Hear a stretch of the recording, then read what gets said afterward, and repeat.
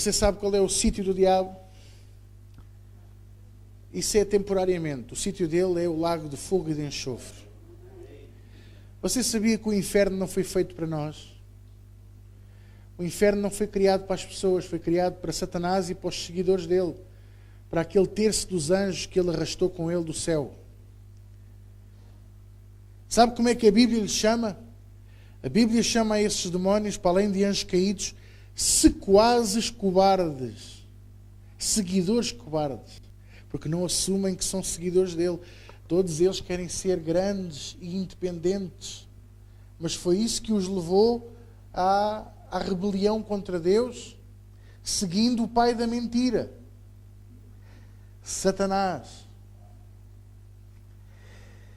Sabe que Satanás não é um nome. Ele não é Satanás Lopes da Silva.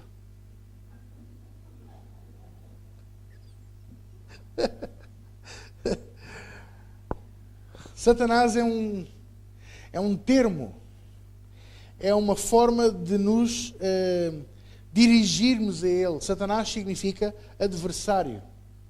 E diabo, que significa enganador ou inimigo de Deus, é outro termo, não é o nome dele. Ele tem um nome, o nome dele é Lúcifer. Mas ele deixou de ser quem era no dia em que se rebeliou contra Deus. E muitas das vezes as pessoas não sabem explicar isto bem. Mas já agora aproveito, porque vem um bocadinho a talho de foice daquilo que eu quero falar. Sabe que o grande pecado de Satanás não foi desejar ser igual a Deus. Porque afinal de contas Deus deu-nos a nós a imagem e a semelhança dele. Nós éramos para ser tão iguais a Deus que Deus pegou na árvore que dá a eternidade, a árvore que não deixa morrer, e plantou-a no jardim do Éden. Nós éramos para nascer e nunca morrer. Deus fez-nos mesmo igual a Ele. E Satanás teve ciúmes. Porque nós íamos ter uma coisa que ele nunca haveria de ter. E você sabe como é que a Bíblia o descreve? Enquanto Lúcifer, enquanto ser criador ou portador da luz do Senhor, que é o que o nome dele significa. Em Ezequiel diz que o corpo dele era feito de pedras preciosas. Mas em Isaías diz que o seu corpo era feito de instrumentos musicais. Ele liderava o louvor dos céus. Eu sei que isto é estranho.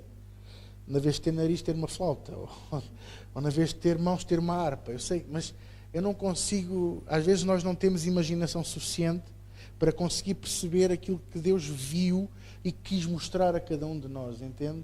Já a revelação do Apocalipse é difícil de entender porque o próprio João não conseguiu explicar tudo o que viu. Que há coisas que não eram do tempo dele, mas há coisas que também não eram do nosso. Coisas que ainda estão por vir e que nós nem sabemos que existem. Então o que eu quero dizer a vocês é que ele tinha um lugar de destaque. E quando Deus lhe apresentou o plano de fazer o homem à imagem e semelhança, ele ficou enciumado. E ele próprio diz lá em Isaías e também em Ezequiel, para quem não sabe, Isaías 14 e Ezequiel 28, é o dobro dos capítulos. Eu subirei ao mais alto. Não, eu serei mais alto. Muitas pessoas ensinam que este é que foi o pecado de Satanás, mas não foi.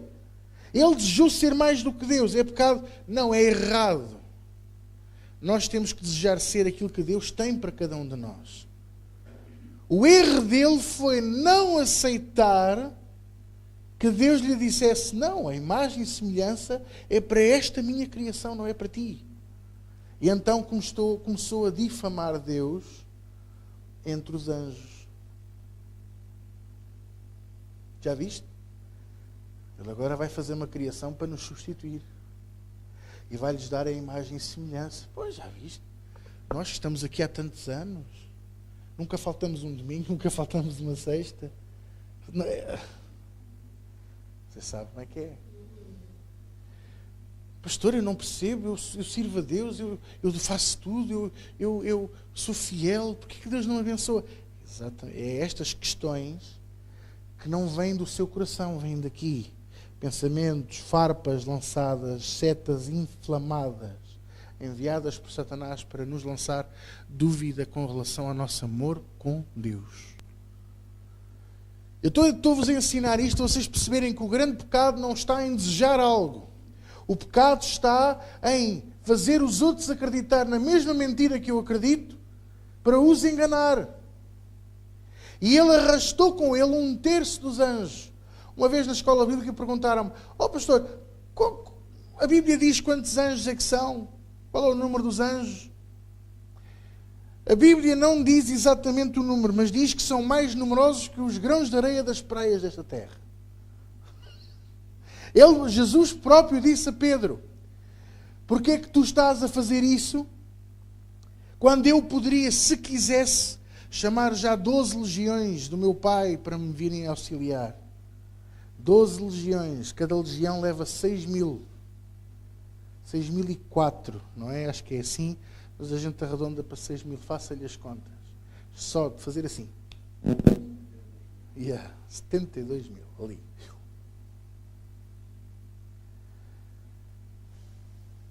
Impressionante, não é? O que é que eu quero dizer com isto? Quer dizer que nós precisamos de ser astutos. Não é astutos com malícia, é astutos com sabedoria. Astutos com coração nobre, coração puro, para não nos deixarmos enganar, porque nós estamos a entrar numa era que a corrupção está cada vez mais forte. Se por um lado você vê cada vez mais notícias que os corruptos estão a cair, e estão, porque é o fruto da nossa oração, por outro lado, na casa de Deus, os corruptos mantêm-se. Porque o nosso foco está para fora e não está para dentro. Mas quando falamos de salvação, o nosso foco está para dentro e não para fora. Ainda hoje eu falava com alguém e eu disse a esse alguém: é verdade, fazem-se seminários e cursos e ensina-se a fazer evangelização, mas não se faz. Andam enfiados dentro de 4 paredes, mas não andam a fazer evangelização, não falamos de Jesus, não trazemos pessoas à igreja. E se for preciso, aquele irmão que se afastou da igreja e vemos ele vir na estrada, passamos para o outro lado só para não o cumprimentar, porque o vemos como inimigo. Por acaso não é o nosso caso aqui, mas pronto. E porquê? Porque fomos ensinados a separar daqueles que não seguem a mesma linha de pensamento. Mas sabe o que eu quero dizer a vocês? Nós precisamos começar a orar pelos desviados. Nós precisamos começar a ter um peso no nosso coração. Pela nossa família que ainda não tem Jesus. Pelos maridos e pelas esposas que negam a Jesus. Negam, pastor, não nega. Pois é assim que nós vemos com o nosso coração de amor. Mas fomos a ver friamente, aquele que não vem, aquele que não traz, aquele que não faz, aquele que não aceita, o que é que ele está a fazer se não a negar? E temos que orar por eles, porque o livro está a fechar e os dias são de trevas. Veja aí, 2 Timóteo, capítulo 3. Logo no versículo 1, é Paulo a falar para um jovem. E hoje é o João a falar para estes jovens e todos aqui à frente dele. Amém? Diz assim: sabe, porém, isto, que nos últimos dias sobrevirão tempos trabalhosos. Olhe para mim, trabalhosos significam severos. Tempos selvagens. Tempos difíceis, perigosos, ferozes. Porquê? Porque vão ser difíceis de lidar. Esta palavra que é utilizada, portanto, do grego, descreve que os tempos serão de contradição, de apostasia. Apostasia significa contrário ao pensamento. Estão a entender? Vão ser tempos desprovidos de poder de Deus, desprovidos de pureza, mas abundantes em vícios e em maldade. E você diz-me assim: pastor, então, mas desprovidos do poder de Deus? Então, mas eu ouço falar de milagres, ouço falar de tanta coisa. Porque Deus ainda opera naqueles que são puros. Até aí naqueles que são maus, que eu sei que são maus, e Deus faz lá milagres. Porque a palavra não volta para trás vazia. Ela opera e faz aquilo que lhe é enviada. Mas infelizmente a glória não vai para Deus nessas coisas. A glória vai para o homem. Mas esse homem dará contas a Deus, e isso nós não temos nada a ver com isso.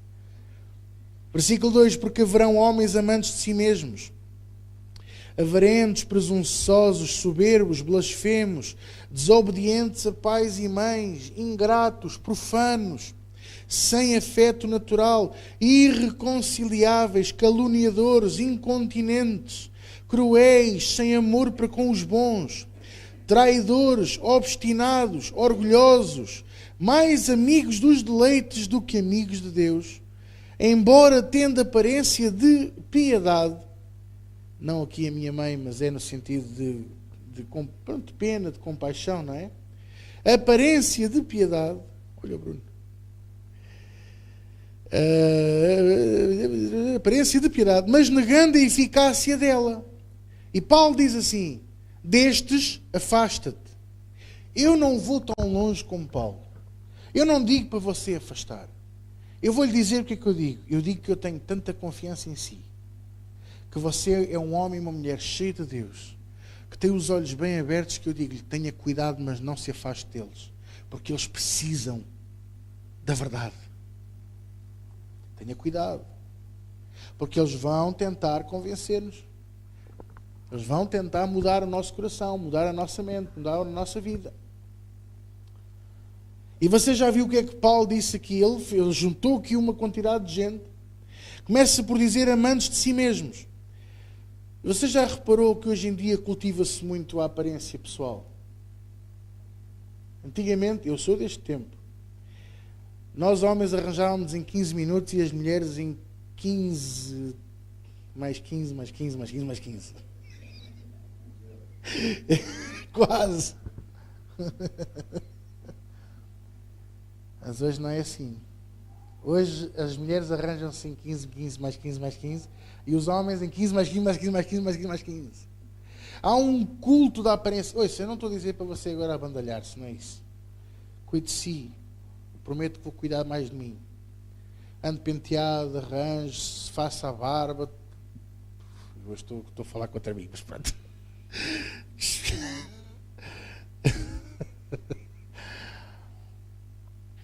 Senhoras, arranjem-se, não entrem em exageros, porque Paulo também diz: afastai-vos da aparência do mal. Se você sabe que a saia vai ficar muito curtinha sentada, não leve a saia tão curta. Se você sabe que alguém vai olhar, tenha cuidado, que é para não lançar discórdia. Mas não exageremos. Não exageremos. Avarentos, presunçosos, soberbos. Olha, estamos numa época em que os homens e as mulheres são cada vez mais soberbos, arrogantes, acham-se os maiores.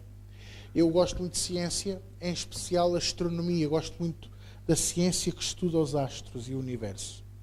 E enerva-me de sobremaneira sempre que a NASA faz um comunicado de uma nova descoberta ou de uma coisa qualquer.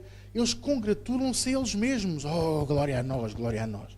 E eu fico sempre...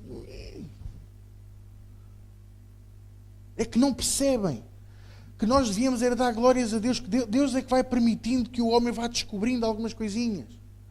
Porque estamos a mexer numa coisa que não é nossa. Presunçosos, blasfemos, desobedientes a pais e mães. Graças a Deus não tenho aqui nenhum caso assim na igreja. Graças a Deus não tenho. Mas eu digo-vos, é a coisa que eu mais vejo. Os filhos hoje mandam nos pais com uma pinta.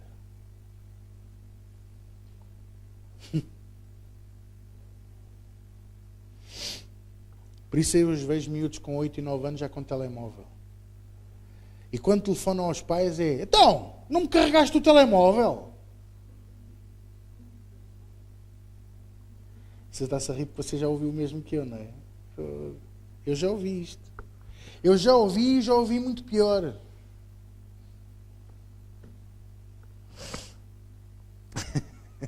Mas é verdade. Isto é um exemplo. Desobedientes a pais e mães têm muito mais coisas. Ingratos, profanos, ingratidão. Jesus Cristo, nós estamos numa era tão má de ingratidão.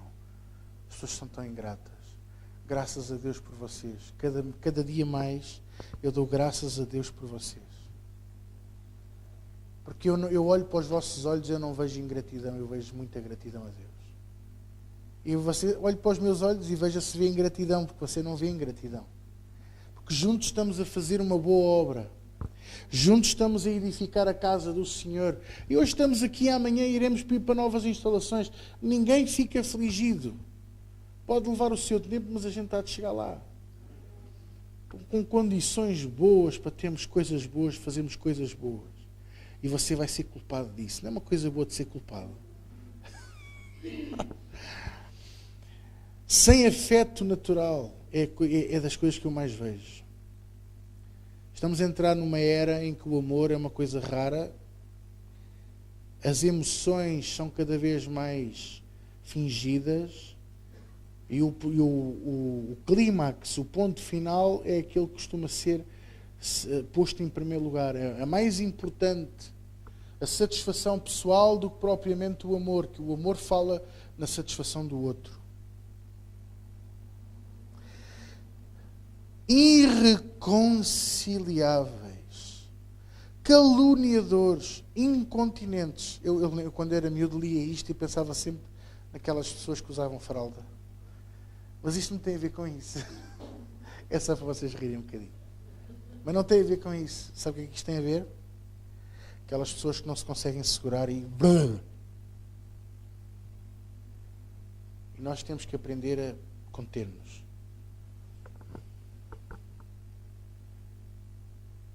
Esta semana eu disse a alguém: não dê pérolas a porcos. Não vale a pena. O que é que eu faço mais do que nunca? Orar. Orar. Nós estamos a chegar a uma era em que só a oração tem valor. Versículo 6, saltamos esta parte toda. Porque deste número são os que se introduzem pelas casas e levam cativas mulheres nécias, carregadas de pecados, levadas de várias concupiscências, que aprendem sempre e nunca podem chegar ao conhecimento da verdade. Olha lá para mim. Eu conheço tantas pessoas que se enquadram no versículo 7. Pessoas que estão há montes de anos na igreja, ouvem a palavra que você ouve e quando vamos a ver ao fim de uns anos nunca aprenderam nada. Não põem nada em prática daquilo que ouvem. Porquê? Porque o coração está nécio, o coração é novato. Podem ter 60, 70, 80, 120 anos de idade, que o coração continua a ser de uma, como é que se dizia na terra da minha avó, uma gaiata. Que pensa em tudo menos naquilo que interessa, um gaiato. Não é? Ou seja, somos nécios, somos miúdos, parece que nem sequer temos experiência de vida. Quem é que me está a entender nesta noite? E porquê carregadas de pecados? Por causa da boca, por causa da língua, daquilo que falam e do coração. Lembre-se sempre deste versículo bíblico que está em Provérbios. A boca fala do que o coração está cheio. E este versículo repete-se em Romanos. Encha o seu coração com a palavra de Deus. Não quer dizer que você não possa ver um bom filme, não possa ir ao cinema, não possa ir à praia, ver um bom jogo de futebol, fazer isto ou aquilo, viver uma vida normal. Claro que pode. Mas tenha sempre a palavra de Deus no seu coração. A semana passada foi a semana passada, um dia e meio nas finanças. Eu não fui para lá ouvir as conversas. Um ao meu lado só falava não sei o que, espongiforme e não sei quantos que tinha no corpo, e a filha que ia ter também. A outra do lado só falava da vizinha que fazia, acontecia, e às 3 da manhã parecia a super mulher a levantar os móveis e a aspirar a casa. E eu agarrei no meu telemóvel e pus-me a ler a Bíblia. Olha, e nesse dia publiquei montes de coisas no Facebook. E se alguém pensou que eu não estava a trabalhar, olha, não estava nas finanças. Percebeu?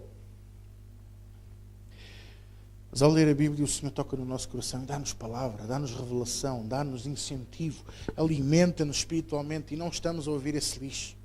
Vocês estão a entender o que eu estou a dizer? que aprendem sempre, versículo 7, sempre e nunca podem chegar ao conhecimento da verdade. E agora é a parte que eu quero focar hoje. E como Janes e Jambres resistiram a Moisés, assim também estes resistem à verdade, sendo homens corruptos de entendimento e réprobos quanto à fé, não irão, porém, avante, porque a todos será manifesto o seu desvario, como também o foi o daqueles. Olhe, por favor, para mim. Estão aí dois nomes que você nunca ouviu falar, se calhar. Janes e Jambres. Tirando a minha mãe, que certeza que já sabe a resposta na ponta da língua, há aqui alguém que saiba quem foi Janes e Jambres? Não diga, se ponha só o dedo no ar se você sabe. Se não sabe, eu vou-lhe dizer. E eu quero focar a palavra de hoje neste pequeno pormenor. Paulo vai buscar um pormenor que não vem afirmado na Bíblia. Ele vai buscar este pormenor que é ensinado nos costumes judaicos. Janes e Jambres eram os nomes dos mágicos que imitaram Moisés quando Moisés foi libertar o povo de Israel diante do faraó. Lembra-se da serpente? Ele atirou a vara para o chão e a vara transformou-se numa serpente. E o faraó disse: o que é isto? Eu tenho ali o Luís de Matos e o David Copperfield, ele também faz a mesma coisa. Bateu o palmo, venham cá. E eles também jogaram as varas e as varas transformaram-se em cobras. Ora, o que é que aconteceu? Diz a palavra do Senhor que a vara de Moisés tinha fome e comeu as outras duas cobras. Ou seja, o poder do Senhor é sempre maior que qualquer poder que se possa manifestar neste século ou no vindouro. Só o pastor Simões é que diz aleluia. Eu disse a maior verdade que você pode ouvir esta noite e você só diz amém, pastor. Ande lá com isto, pastor. Ande lá.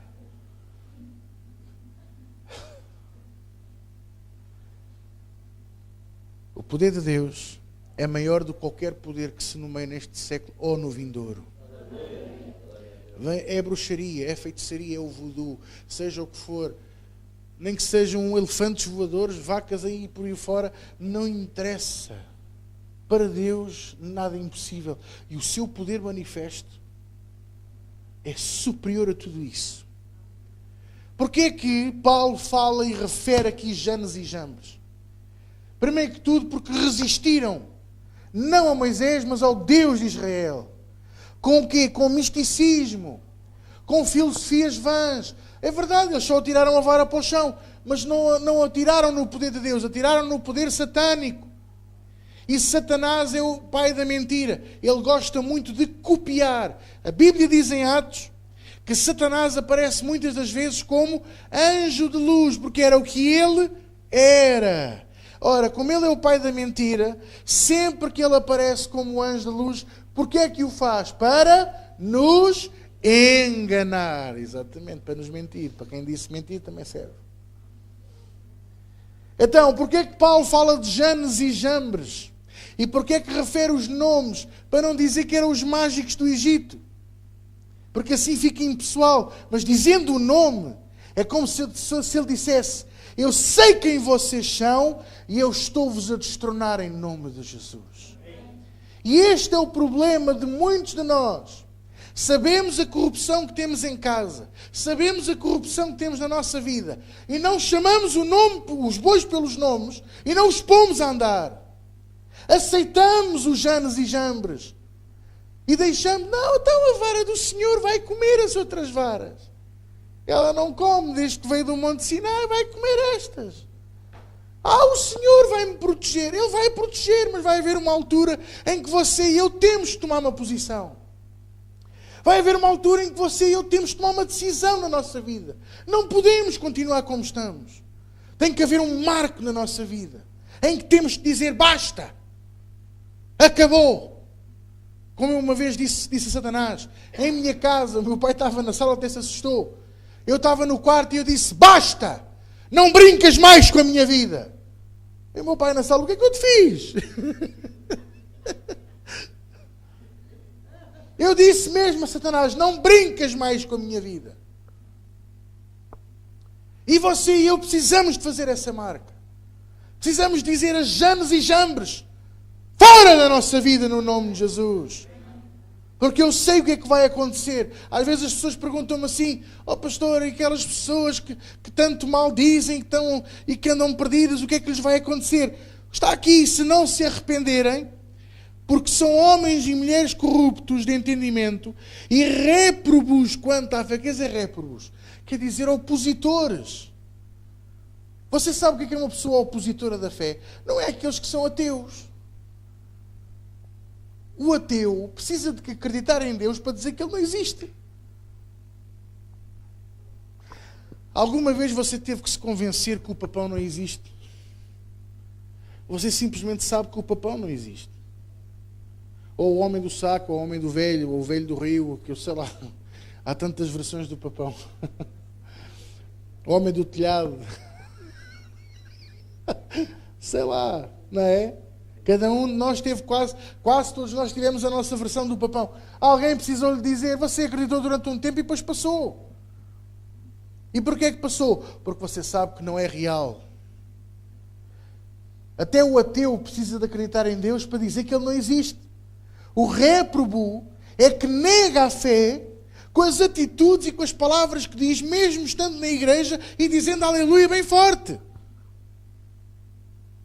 Réprobos da fé, réprobos quanto à fé, não irão porém avante, porque a todos será manifesto o seu desvario, como também o foi daqueles. Quais aqueles? Janes e Jambres.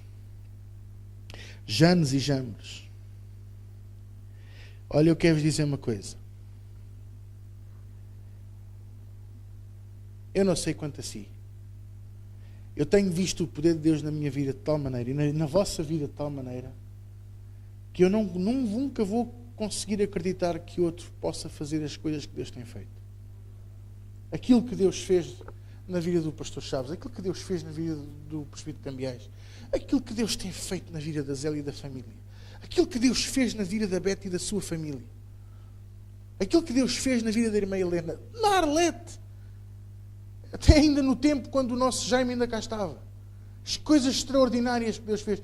Aquilo que Deus fez na vida da Carla e do Bruno ainda vai fazer na vida da Aida. Na vida de cada um de vocês. Para não estar a mencionar os nomes todos. Aquilo que Deus tem feito. Você acha que vai haver outro que apareça aí com uma galinha preta a pingar sangue, a dizer, vou fazer uma coisa maior ainda. Não, não vai acontecer.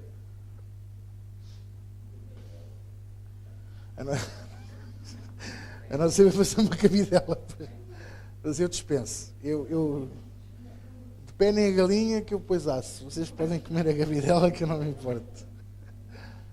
Agora, para dizer o quê? Para dizer que eu tenho que me focar na palavra de Deus, encher-me da palavra de Deus. Não posso ser corrupto, não posso ser nécio, não posso ser desobediente a pais e mães, não posso ser réprobo quanto à fé. Para quê? Para me agarrar à verdade. E agarrando-me à verdade eu posso dizer, acabou! Satanás, não tocas mais na minha vida. E porquê é que eu posso dizer? Porque eu sei quem Ele é. Eu comecei esta mensagem dizendo a cada um de vocês o que é que Ele é, quem Ele é e de onde é que Ele vem. E o ódio que Ele nos tem. Porque Ele olha para si e Ele vê Deus. Por isso é que Ele nos odeia. E Deus deu-nos a nós o talento dEle, sabia? Vocês, olha, um dia, prometo, nós agora em junho vamos ver se conseguimos organizar um convívio aqui na igreja para todos. Mas mais do que isso, eu gostava de um dia fazermos uma reunião ao ar livre. Para quem já fez e já esteve comigo numa reunião ao ar livre, é lindo. Mas se você ainda não esteve, você ainda não experimentou tudo. Estarmos numa mata, com as árvores a bailar com o vento e a louvar a Deus, é extraordinário. Eu, toda a minha vida, vivi sempre perto de pinhais. Habituei-me a ouvir as árvores com o vento a louvarem a Deus. É extraordinário. Mas, e os galos às 6 da manhã e às 5 a cantar porque o sol está a nascer. Eles não estão a dar glórias ao sol, estão a dar glórias ao Criador porque o sol está a nascer. Ouvir os gatos a miar de noite, e às vezes não é só miar, às vezes é a agulha. Ouvir os cães a falarem uns com os outros, ouvir os passarinhos de manhãzinha, de madrugada, e ao fim do dia, piperdiu, piperdiu, pipipipiu. Tudo isso é eles a louvar a Deus. Mas só há um ser neste planeta e em todo o universo que consegue proferir o louvor e a glória do Criador e do eterno Deus, com as palavras corretas, de maneira entendível, que todo ser possa entender. E esse ser sou eu e você. Nós temos aquilo que Ele tinha, por isso Ele nos odeia. Ele quer destruir o seu coração, porque um coração destruído não louva a Deus. Um coração condenado não louva a Deus. Um coração traído não louva a Deus. Um coração ferido não consegue amar a Deus. Um coração magoado não consegue sequer olhar para Deus. E é isso que Ele quer fazer a mim e a si. Por isso é que nós temos que o pôr a correr da nossa vida para fora. Por isso, Deus falou através do pastor Chaves, falou através de outras pessoas, que era tempo de nós fazermos uma temporada forte de intercessão e oração para vencermos mais uma vez na nossa vida e vencermos o inferno e pormos o diabo a correr da nossa vida para fora. Mas quero lhe dizer uma coisa. Assim como você vai com o seu carro à oficina e daqui a um ano, mais ou menos, volta lá para fazer manutenção, assim é também a intercessão. Não é para estar a fazer sempre. Faz e depois mantém. Como é que eu mantenho? É não pecando. Ou pelo menos esforçando-me a não pecar. Caminhando nos caminhos do Senhor. Porque Ele é como o cão. Eu gosto muito de cães, mas aqui o cão é o melhor exemplo. Porquê é que o cão entrou na igreja? Porque a porta estava aberta. Está para dizer que o pastor Chaves. Porquê é que o cão entrou na igreja? Porque a porta estava aberta. Porquê é que o diabo entra na nossa vida? Porque nós lhe abrimos a porta. Com mágoas, com tristezas, com desilusões, com ofensas, às vezes até com um olhar. E o diabo entra na nossa vida para quê? Para nos roubar. É a coisa que ele mais quer. João 10:10. O ladrão não vem senão a roubar, matar e destruir. Mas graças a Deus que o versículo não para aí. Ponto e vírgula e a seguir diz, mas eu vim. Eu quem? O super-homem. Eu quem? O pastor João. Eu quem? Jesus. Eu vim para que tenham vida e a tenham com abundância. Aleluia. Abundância. Dar e vender, e oferecer, e embrulhar e dar a outros. E pôr no congelador e no cofre também, lá do banco. Glória a Jesus. Quem é que me está a entender? Então, cuidado com os janes e jambres. Andam aí muitos janes e jambres, com cara de piedade e de palavra de Deus, mas que só vêm para nos dar injeções de maldade. Quero dar um conselho muito sério a todos vocês hoje. Eu sempre aprendi que o segredo da vitória, o segredo do sucesso, é nós não contarmos tudo da nossa vida. Não conte tudo. Teve uma bênção, e se você sabe, e sente, e digo-lhe, vai acontecer montes de vezes. Você teve a bênção, está na sua mão, quer contar, e Deus não deixa. Encontra alguém e essa pessoa tipo metralhadora, tipo, nem para. E você, mas olha, o que é contar? E a pessoa, não, pronto, entenda, Deus não quer que eu conte. Ah, mas é de família, eu posso confiar. O segredo é a alma do negócio. Isto é um ditado popular. Mas sabe que há uma passagem na Bíblia que nos ensina isso? Está em 2 de Reis, a mulher sunamita, a quem o Senhor tinha dado um filho. Ela não tinha filhos e ela pediu ao Senhor e o Senhor deu-lhe um filho. E sabe o que aconteceu? Passados uns tempos o menino morreu no campo, ao pé do pai.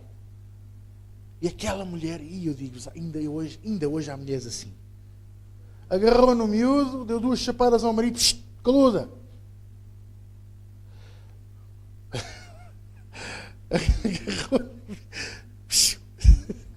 agarrou no miúdo, meteu o miúdo na jumenta e foi em direção à casa do homem de Deus. Mas à frente mandou o empregado dizer: vai chamar o homem de Deus. E o rapaz chegou lá primeiro e o homem de Deus veio em direção. E as pessoas passavam pelo caminho. Então, tudo bem? E o que é que ela respondia? Tudo bem. Ela não se punha a dizer: ai, meu filho morreu. Olha ele aqui mortinho. Ai, a lembrar a cigana. Ai, não vai nada bem. E depois sabe como é que é? Vêm logo os profetas da desgraça. Eu sentia que se passava qualquer coisa. E até pode ser, mas sabe, naquela fase nós não precisamos ouvir isso. Não é? Então, o teu negócio ainda está de pé, tudo vai bem, está tudo espetacular, graças a Deus. Como alguém esta semana encontrou um irmão nosso e perguntou: Então, ainda está casado? E ele perguntou: porquê que eu havia-me ter separado? Olha, mas que raio de conversa é esta? Eu ouvi um boato. Pois, ouvi um boato. Um boato é um boato. É exatamente isso.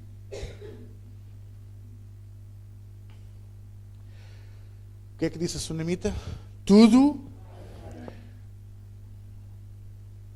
E quando tiver concretizado, mesmo assim, há pessoas a quem não podemos contar nada. E, pastor, e como é que eu vou saber quem são essas pessoas? Deus vai lhe mostrar.